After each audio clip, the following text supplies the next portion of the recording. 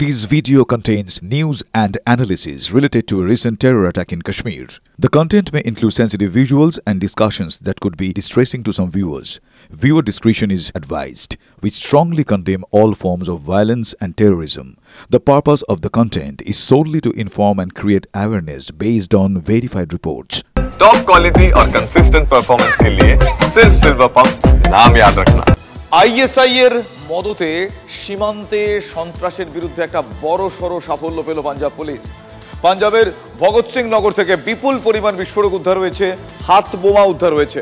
Punjab police এবং কেন্দ্রীয় সংস্থাগুলোর যৌথ অভিযানে এই বড় ষড়যন্ত্রের পর্দাফাঁস, দুটি আরপিজি, দুটি আইডি ডিভাইস, 5টি P86 হ্যান্ড গ্রেনেড, একটি ওয়্যারলেস সেট উদ্ধার হয়েছে। বুঝতেই পারছেন সাফল্য কেন বললাম শুরুতেই।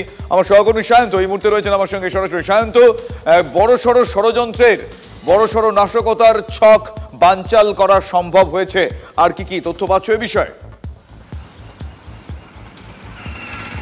একদমই, দেখো বড়সড় নাশকতার ছক হতেই পারত পাঞ্জাব এবং পাঞ্জাব ফিরোজপুর, এই গুরদাসপুর, এই এলাকাগুলো কিন্তু আইএসআইদের অন্যতম টার্গেট হয়ে থাকে। কেন এই সব এলাকায় আর্মি ক্যান্টনমেন্ট রয়েছে এবং আর্মি ইনস্টলমেন্টগুলো এই টোটাল এই গুরদাসপুর ফিরোজপুর সীমান্তগুলিতে রয়েছে। স্বাভাবিকভাবেই এই এলাকাগুলো আইএসআই প্রথম থেকে নজরে রয়েছে, সেখানে মূলত নাশকতার ছক চালাতে পারত, সেই নাশকতার ছক বানচাল হয়েছে। মূলত উদ্ধার রয়েছে একাধিক অস্ত্র, যে অস্ত্রগুলো আইএসআই এর মদতেই যারা এই ভূখণ্ডে যারা জঙ্গিরা লুকিয়ে রয়েছে এখন পর্যন্ত তারা সেগুলোকে জমা করছিল এবং কোনো না কোনো টার্গেট দিয়েছিল যে পাঞ্জাবের এই গুরদাসপুর ফিরোজপুর বা কুলার রোড এলাকায় মূলত নাশকতামূলক কার্যকলাপ চালাবে।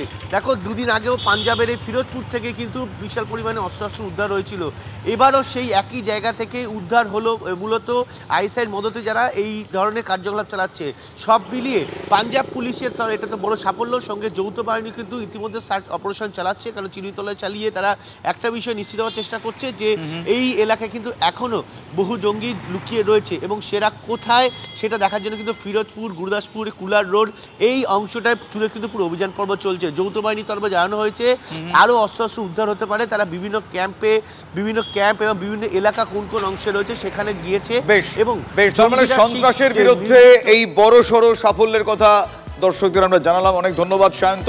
এবং এই অভিযান কিন্তু চলছে, আরও বেশ কিছু অস্ত্রশস্ত্র উদ্ধার হতে পারে, তল্লাশি অভিযান জারি রয়েছে। অন্যদিকে পাকিস্তান, সেখানে কি পরিস্থিতি? এক কথায় আমরা এগুলোকে বলি গৃহদাহ, বাংলায় গৃহদাহ বলা হয়। একাধিক পাক তালিবান, অন্যদিকে বালোচ লিবারেশন আর্মি, এই দুই শিবির বিভক্ত হয়ে গিয়েছে। জোড়া সারাশি চাপের মুখে পাকিস্তান। কিছুদিন আগে পাকিস্তানের একটি গোটা শহর দখল করে নেয় বালোচ লিবারেশন আর্মি। এবার খাইবার পাখতুনখোয়ায় পাক সেনার বাংকার এবং পোস্ট দখল করলো BLA, Balochistan liberation army. Post দখল করে পাকিস্তানের পতাকা খুলে নিজেদের পতাকা লাগায় বালুচ লিবারেশন আর্মির সদস্যরা।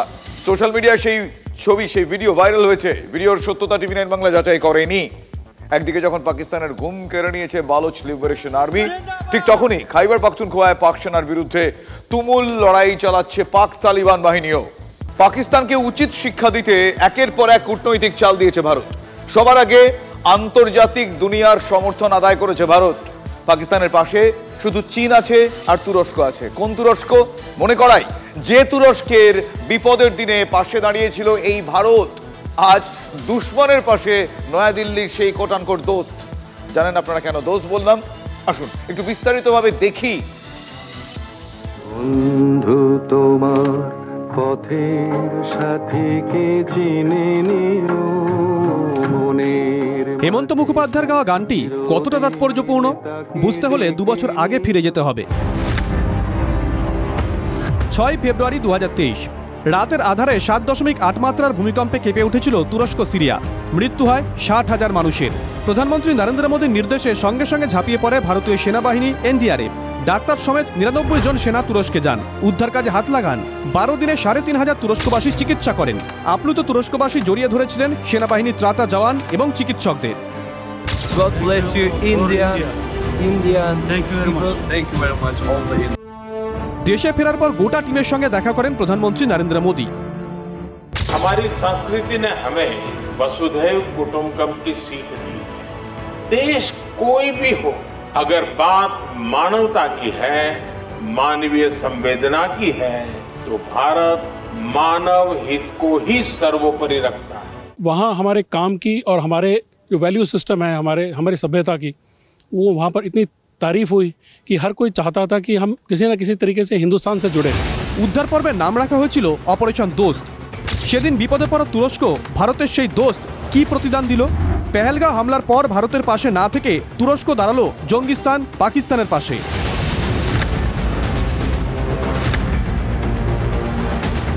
এপ্রিলের শেষেই পাকিস্তানের মাটিতে নামে তুরস্কের ৬টি মিলিটারি কার্গো বিমান। ওই বিমানে করে অস্ত্র সরবরাহ করা হয়েছিল এমনটাই অভিযোগ ওঠে। তুরস্ক দাবি করেছিল মিথ্যে খবর, বিমান নাকি জ্বালানি নিতে নেমেছিল। এবার দেখা গেল করাচি বন্দরে হাজির তুরস্কের জোড়া যুদ্ধজাহাজ, একটি করভেট আর অন্যটি অ্যাম্ফিবিয়াস অ্যাসল্ট শিপ। কেন এই হাজিরা? উত্তর সহজ, ভারতীয় নৌসেনা আরব সাগরে মহড়াতেই চমকে দিচ্ছে। এবার যদি সরাসরি আঘাত করে পাকিস্তানে, তাই পাকিস্তানকে আগলে রাখতে আগেভাগে যুদ্ধজাহাজ পাঠিয়ে দিয়েছে এরদোগান। খুশিতে উদ্বেল পাকিস্তান। 1965 সালের যুদ্ধে পাকিস্তানের পাশে দাঁড়িয়েছিল ইন্দোনেশিয়া। 2টি সাবমেরিন 4টি যুদ্ধজাহাজ পাকিস্তানে পাঠায় ইন্দোনেশিয়া। তা সত্ত্বেও বিন্দুমাত্র সুবিধা করতে পারেনি পাকিস্তান।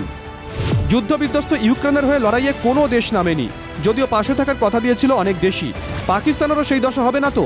গাছে তুলে মই কেড়ে নেবে না তো তুরস্ক? তার গ্যারেন্টি কি? Bureau report, TV9 Bangla.